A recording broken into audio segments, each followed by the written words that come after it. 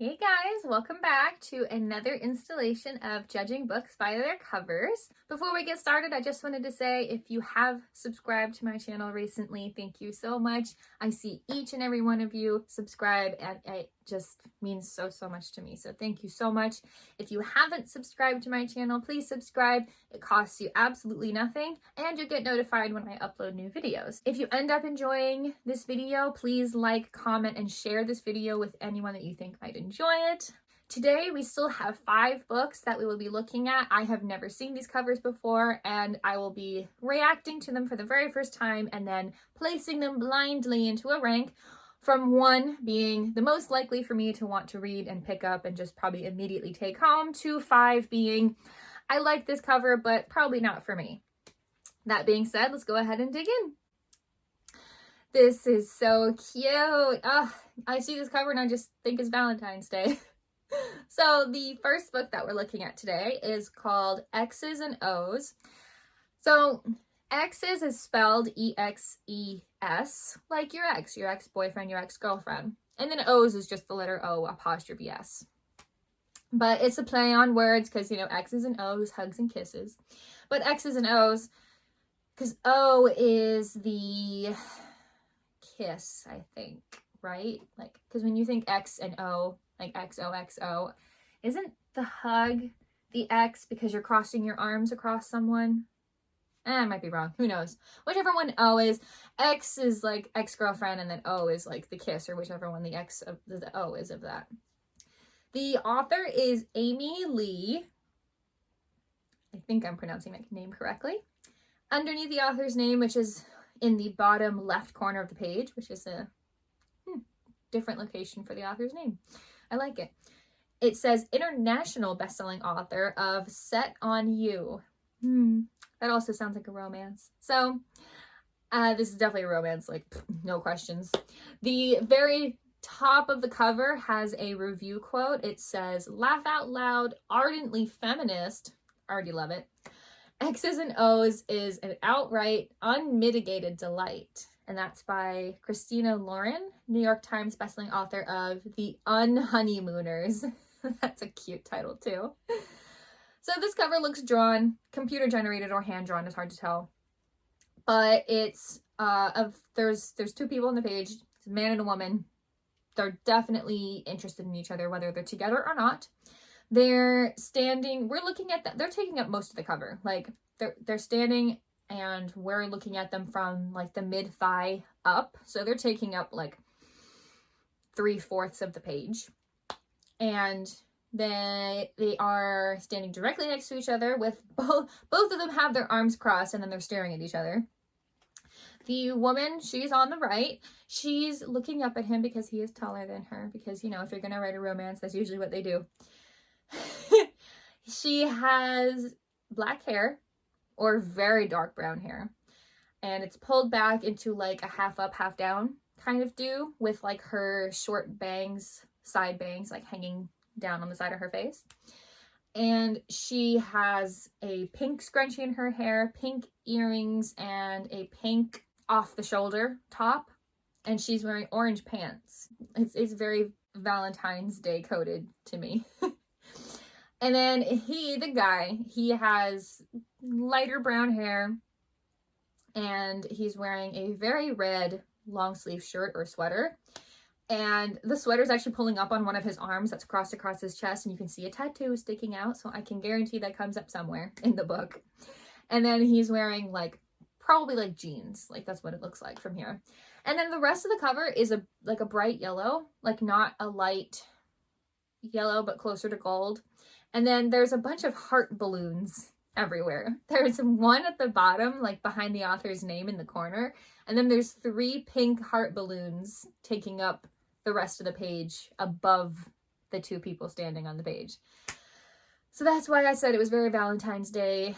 Those are the vibes. It's Valentine's Day. So this cover is super cute. It's definitely a romance. I probably would pick it. I do like romance. It's a genre I do enjoy. I'd probably pick it up to read the back. I don't know if it would be something I would definitely pick up and say, yes, I'm taking this home and reading this. I think it's cute, and I think I'm going to put it at number 3. Like, I would pick this up and definitely do it, but I feel pretty in the middle about it.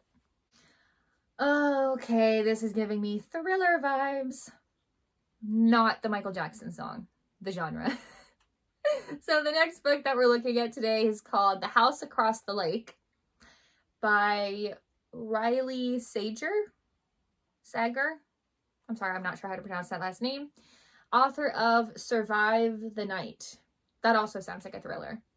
So this is the genre I'm guessing that this author writes. So the title and the author's name take up pretty much the entire page. It's like huge font just on top of the image behind it. And then at the very, very top of the cover, it has a review quote that says, "An unputdownable page turner." And that's by Alex Michaelides. So sorry if I'm pronouncing that last name incorrectly. Author of The Silent Patient. I don't know what to make of that title, but interesting. So all of the font on this page, all of the writing is in yellow, like a bright yellow. And the image behind it kind of seems like a photograph. It's literally a picture of a house across the lake. There's like water at the bottom of the page because that's like the water is what's closest to you. And then across the water is a house. You can see it lit up in the dark. It's definitely nighttime. And then you see the outline of trees against the mostly dark night sky because you can't see all the trees because it looks like it's nighttime. They're like shadows basically. And then the night sky is like at the top of the page. You don't see any stars. It's just kind of green and black-ish. A lot of the colors on this page are yellow, black, and green. But the green is more faded. It's not like a bright lime green. It's more closer to a turquoise. So I do love this cover because I love thrillers. I do love reading thrillers. So I do love this cover. It's definitely something I would pick up and really be interested in. It didn't feel like number one the second I saw it. I just felt like, oh yeah, I would want to pick that up. So I think this feels good at number 2. This cover is very different, but very cool. The next book we're looking at today is called 6 Crimson Cranes. And it looks like crane, the bird, not crane, the construction equipment. The author is Elizabeth Lim. I hope that's how you pronounce the last name. New York Times bestselling author of Spin the Dawn. Spin the Dawn. I don't know what to make of that title. So it's a very, it looks like a drawn cover, but it could be computer drawn. Like you're on a computer drawing, you know what I mean? It's very hard to say exactly what I'm looking at other than there is a woman, a girl. It's hard to tell her age. She could be around my age. She's definitely not older than 30. If she is, wow, what's her skincare regimen? There's actually a very short review quote that says, "This book is magic." And that's by Kristen Cashore, New York Times bestselling author of Graceling. Just says this book is magic. That gives me nothing, but cool that it's there. So the title is at the very top of the page, and then the author's name is at the very, very bottom, and then in the middle and behind the title, we're looking at the image.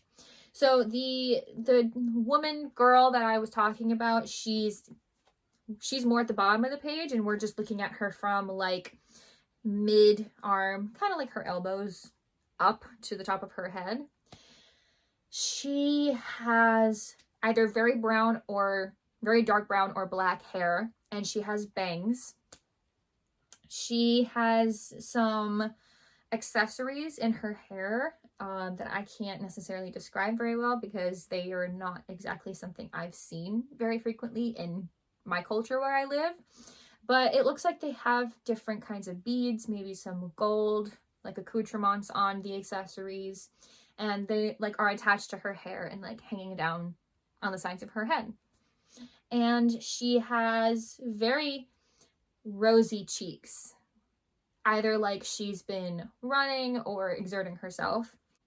It's kind of hard to tell what she's wearing, but whatever she's wearing is like a turquoise kind of blue. like closer to blue than it is green, with some red patterns on it. But the patterns are also very hard to describe because they're kind of covered by like shadows of like the way she's like standing. Now, behind her and above her head is a bunch of white feathers. And so that's what hinted to me that these are cranes. It looks like they're all kind of swirling around. Like, it looks like if you grabbed a basket and put a bunch of cranes, the birds, in a basket and then dumped them on her head. That was what it looks. It looks like they're falling all around her. And I don't know how else to describe that. Because you see one crane head like peeking over her shoulder, and then you see feathers like clearly the rest of the body like behind her, and then you see two other heads like peeking out from the side of the page and then like directly behind her head, and then you see their bodies kind of just falling over the place, and then there's another crane at the very top of the page. So like I said, it looks like they're falling, but I don't know for sure. Now the title is very interesting to me because it's a red font and it's very different. I don't know what font this is, but it's very cool. It's very sharp, but then also very smooth. The corners are sharp, and then the curves are very smooth. So it's a very aesthetically pleasing font, I will say that for sure. It's in a very bright red too, so it definitely sticks out against the white crane feathers. I have no idea what this could be about. It feels like this book is about her, the girl, the woman, but I don't know what specifically the story could be here. So it's kind of hard for me to guess what this book is about. But I would definitely pick this up. It definitely catches my attention, I'll say that. I don't know. It doesn't give me a lot, so I'm gonna have to say I'm not really sure this would be something I would pick up and read, because it's kind of hard for me to, the review quote doesn't give me anything, any context. The title, the problem is the title could be so metaphorical or literal. It feels literal because you have cranes there. I don't know. I think I'm gonna put this at number 4. It's very intriguing to me, and there is a very strong likelihood that I would pick this up to read it, but we've already filled 2 and 3, so. Ooh, this also feels like a thriller. So the next book we're looking at is called The Note. That's it, just The Note. The author is, I hope I pronounced this name correctly, Alafair Burke. Underneath the author's name, it says New York Times bestselling author of The Wife. This feels like the author's theme. The Note, The Wife. Now, at the top of the cover, very top of the cover, above the title, it says, there's a review quote that says, "I absolutely loved The Note. Trust no one in this irresistible page turner." Yeah, sounds like a thriller. That's by Ashley Elston, #1 New York Times bestselling author of First Lie Wins. That sounds like a fun book. First Lie Wins. I can't really imagine what it's about, but the title does interest me. So, like I said, the title and that review quote is at the very top of the page, and then the author's name is at the bottom of the page, just with black behind it. And then there is an image between those two in the very middle of the page. I can't tell if it's a photograph. It looks more like a photograph than a drawing, if I had to say. Either way, it's computer generated or a photograph. And it looks like we're looking at a house from its backyard. And we're standing on the pool deck because there's a huge rectangle pool. And we're staring at like 3/4 of the pool because it still goes on past the photograph, you can tell. And it has like huge stairs going down into the pool. And then across the pool is the house, and it's got like the windows all lit up, and you can see a person standing in the window there, just their shadow. You don't really know what they're doing. And the house is like one of those like rich people houses that's like all like one level, but you can tell it's like nice because it has like the sliding glass doors and it's all like square, if that makes sense. And then there's some trees, like you can see the shadows of the trees in the background as well. And then it's clearly nighttime. You can see the night sky. It's like bluish and black in the background. Honestly, this book and the other one that we looked at today, what was it called? The House Across the Lake, or whatever it was called, they look very similar. These, to me, if I could put these both at number 2, I would, because I am as likely to read this as I am to read the other one. But I can't, and this isn't number 1 for me, so this has to go at number 5. But I do think this one is interesting. That does mean that our last book for today goes at number 1, regardless of how I feel about it. Oh, this is so cute. Oh, I love this cover. Okay, I'm happy. So the last book that we're looking at today that goes at number 1, thankfully, is called The Village Library Demon Hunting Society. A mouthful, but very telling, and I like it a lot. The author is, its initials, C.M. Wagner. And it does say right above the author's name, author of The Ruthless Lady's Guide to Wizardry. I love that both of the authors we just looked at, both of the books, the authors, their titles are very similar. The other one had like 2-word titles, and this author has very wordy titles.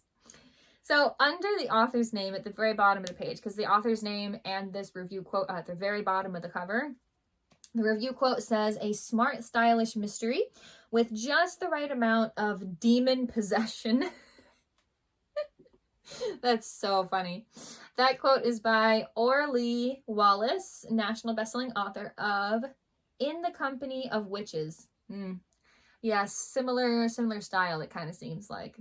Now, this book is, I love this cover so much because it looks like we're in a bookstore or a library, which it has to be a library because this is the Village Library. Because we're looking at a wall that has shelves of books on it, but the middle of it is carved out to form an arch, and that's where the title is, and it's taking up like most of the page.